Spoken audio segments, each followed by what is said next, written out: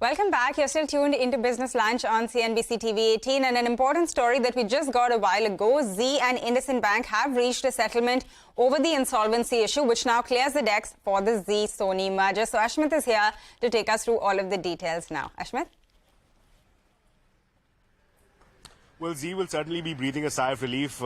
Today's proceedings before the NCLAT means that the decks have now been cleared for the Sony-Zee merger. What's interesting is that both Zee councils as well as IndusInd Bank appeared today before the NCLAT, and both the councils in fact submitted before the Apex Court as a part of their arguments that the settlement was reached as late as 4 a.m. this morning. So that's burning midnight oil, but yielding some results here. As far as Zee is concerned, they've reached a settlement agreement, and there are two aspects to be borne in mind. The first aspect is that of the total dues that were claimed by IndusInd Bank of 83 crore rupees, a part settlement has been reached, and as a part of that settlement, the first tranche has already been paid by Zee. The second tranche will be paid either on or before 30th of June, or it will be paid within 7 days of the Sony-Zee merger getting a nod, whichever is earlier. So this is the deal that has been struck.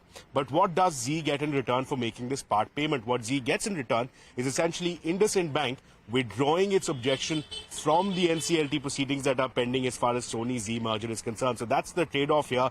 Zee makes that payment upfront in two tranches, and what we get here on the other hand is IndusInd Bank withdraws its objections in NCLT Mumbai and allows NCLT Mumbai to decide the Sony-Zee merger on its own merits, on its own credentials. So that's the big takeaway here. Decks being cleared for the Sony-Zee merger and the settlement being reached between Zee and IndusInd Bank. Back to you. So Ashmit, just one thing. So insolvency concerns are gone.